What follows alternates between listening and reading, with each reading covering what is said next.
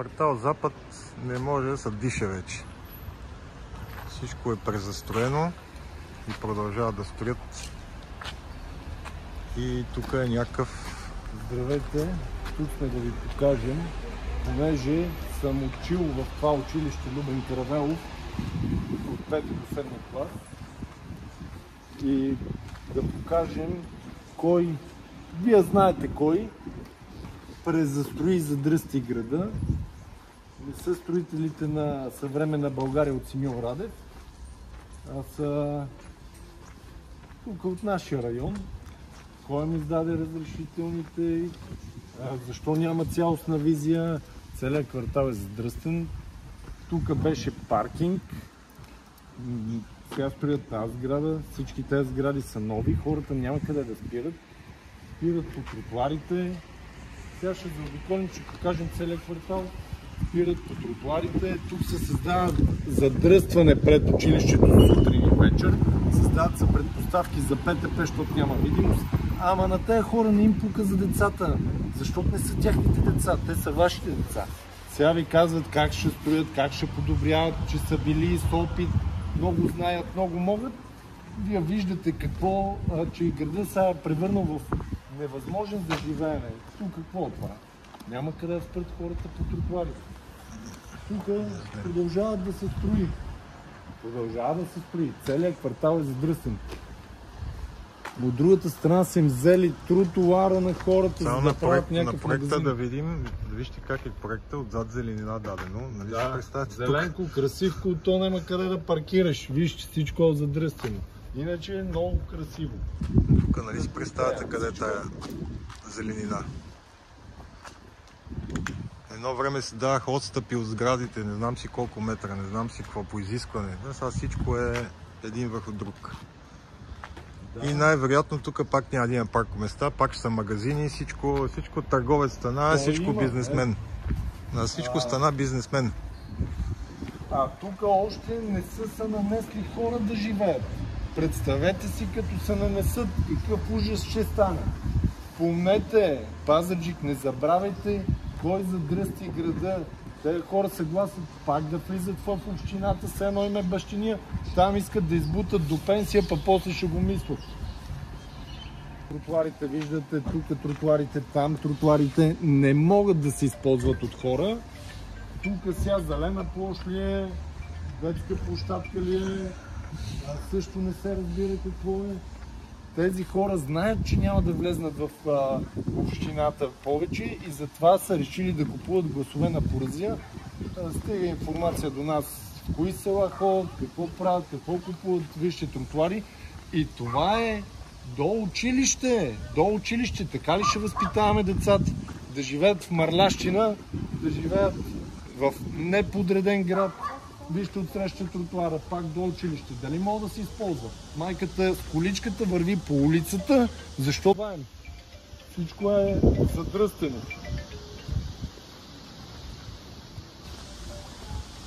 От другата страна също построиха кооперация, колите и там са по тротуарите. Няма никакво планиране, само дребен тарикатлък, бандърлък. Тук е едно имотче да му сменим статута на пранк. Ми къде са къщи? Трябва да са си къщи, бе. Между булевардите Христо Ботев и улица Цар Освободител. Една камара къщи се избутаха и се направиха кооперации. Улиците и там са леш, тротуарите са леш. Не става за живот, не става за предвижване. Хората цоват от сутрин до вечер, като карат по тези улици или като ходят по тях. Има една агресия, едно напрежение у хората. Благодарение на те, които пак съгласят да влизат в общината. Хора, събудете се. Излезте и гласувайте, защото с този купен вод ще продължат съсипването на града. Ето да покажем, децата играят на улицата. Добре, че тих квартала. Тротуарите са пълни с коли. Добре, че тих квартал, казвам. Иначе риска за катастрофи се вижда навсякъде. Сега сме от задната страна училище Любен Каравелов. Погледнете тук какво е. Децата моля нормално да си идат да влезат в училището или нещо такова. Хора да са живи и здрави, но не знаят проблемите на хората, инвалидите, на старите хора, на майките с колички, на малките деца. Нали тротуара, за да се чувства детето в безопасност? Защо? Някой ще каже, аз плащам данъци, аз съм платил за страховка, винетка. Чакай малко, пешеходеца не плаща ли данъци? Нали тротуара за него, така по закон, мен така са ме учили. Вас ако ви учат на нещо друго, или викате, ма това, ако за малко няма проблеми. Има ли малко бременна? Има ли малко такова? Няма. Виж, някой да се държи колата в гаража. Някой моля мине по този тротуар. Не става, това в целия град. А квартал Запад по принцип беше много хубав квартал, подреден, създаден едно време от хората смисъл. Зелени площи, междублокови пространства, детски площадки, паркоместа. Те негодници 20 и нещо години съсипаха града. Квартал Устрем е същия. Там между блоковете в момента дигат блокове. Ще отидем да снимаме и там да ви покажем. Ето тук пак. Да. То няма улица, в която да няма коли отгоре. Тук някой е дигнал чистачката даже. Тънък намек. Повечето булеварди са двулентови, в дясната лента наредени коли от край до край. И те затова са задръстванията в града, защото вместо да върват по две коли, за направо и за надясно и за наляво, те върват по една кола в едната лента. Справка пред спортното училище, при Лидъл, навсякъде е някакъв ужас. Хора от квартал Запад, не само квартал Запад, от всеки един квартал знаем, че тези проблеми са навсякъде. Просто аз съм израснал в този квартал, ето там, моля да покажеш, взеха парка, дадаха му го, върнаха му го, реституираха му го или не знам какво се случи вместо да го откупи общината. Тук му дадаха разрешение, това беше тротуар, тук имаше орех. Отрезаха тротуара на хората. Искат ептен да задръстат града. Ето, аз ще гласувам за този човек. Има някакъв нарцисизъм в него, обича да се вижда на билбордове, на плакати. Няма нищо общо с Пазарджик, ама така да се види той. Вижте какво става. Къде е тротуара? Отрезаха тротуара, наливат бетони. Вижте, хората трябва да стъпат долу на улицата пак. Деца, колички, майки. Проблеми колкото щеш.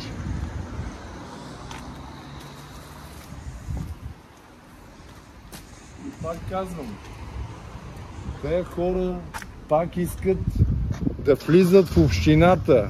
Не позволявайте тази груба грешка.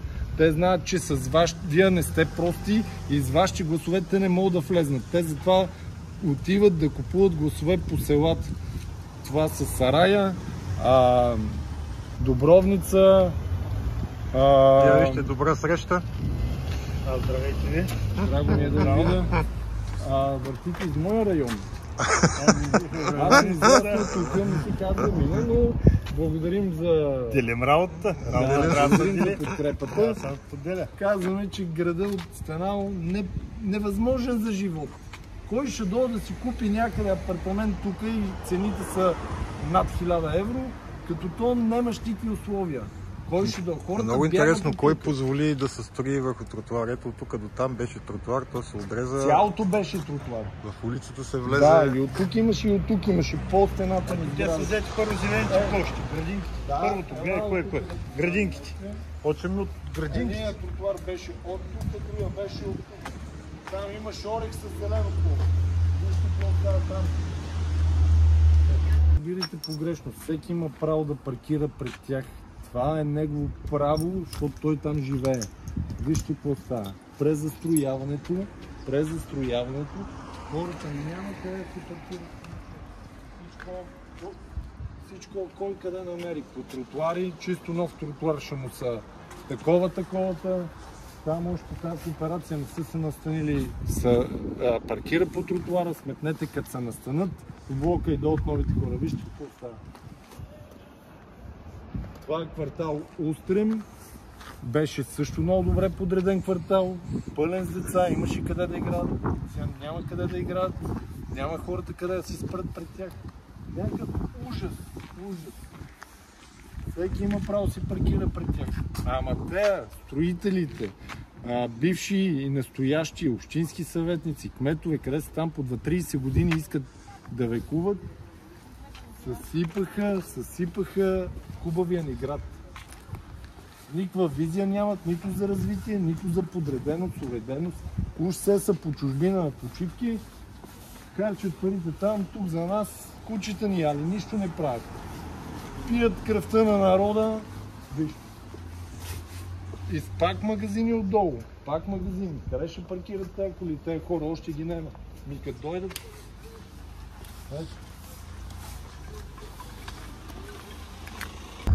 Ето булеварда. Отиваме към спортното училище. Вместо с две платна и да могат да се изнизват колите, дали да идват сутрин да работят хората или вечер да си тръгат, те са с по едно платно. Затова града се задръства, затова хората са изнервени, затова се псуват. Страшно. Тук строежи, магазини, нови блокове. Няма да се разраства града към Главиница, към Мокрище, към Драгор. Къде намерят местенце, бутнат няколко къща и тук сутринта е страшно. По 2, по 3 коли спират, децата са в голям риск, затова има и полиция. Някакъв ужас е. Сега ще минем по целия булевард насам към Лидъла, да видите същата работа.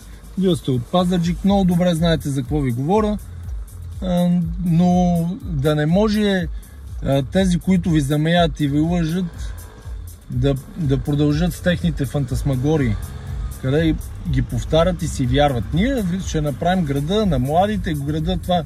Ти си го задръстил, какво ще направиш? Ти си го унищожил. Ето, кола до кола, отляво, отдясно, от 2 платна, едното свободно. Как да няма задръствания? Как да няма изнервени шофьори?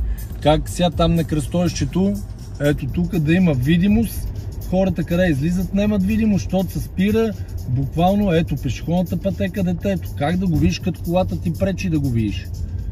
Караш с 20 км при ограничение 50. Това, тук всяко свием надясно, същата работа. Центъра на града, всички главни булеварди, всички артерии, те са задръстени.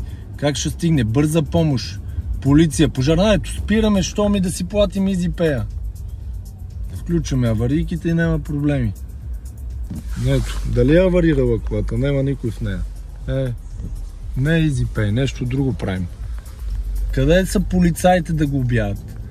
Това е главният въпрос. Напред е ужас и насам е ужас. Ето ги, колите спряли са цялото платно. От тук. Всичко е блокирано. Как да се движи този град? Разстояние, което се взима за 5 минути и хората го взимат по 35 минути. Целият булевард. Тук беха къщи. И като са къщи, само къщи да се строят. Защо разрешават да се правят блокове? Ето. Тук още не са се нанесли. Ще стане страшно. Пак магазини и с 5 паркоместа. То сега улицата е задръстена. Тогава вече ще има хората ще се бият по улиците, кой къде да спира. И кой е виновен? Много добре знаете кой е виновен. Те, които 30 години им гледам физиономиите в общината, по билбордове, все са едни и същи там. Ужас! Ужас! Крайно време е това да приключи. Пак около училище, пак... Добре, че няма тук толкова коли, са повече къщи. Ето, пак колички по улицата, пак еднопосочно. Тоест не еднопосочно, едната лента. Сега ще ви покажем. Александър Батенберг. Улицата, ето. Тук колите трябва да се изнезват с бърза скорост, защото през ден няма... Става еднопосочно, ама еднопосочно. Никой не си държи колата в гаража. Всичко има и по тротуарите, виждате. Никой не го обява. Ето сега трябва да изчакаме тук на Т-образното кръстовище. То да излезне, ние да мога да влеем. Що? Задръстиха града тая хора, направиха го невъзможен за живот и нагли пак се гласат, пак искат там на хранилка.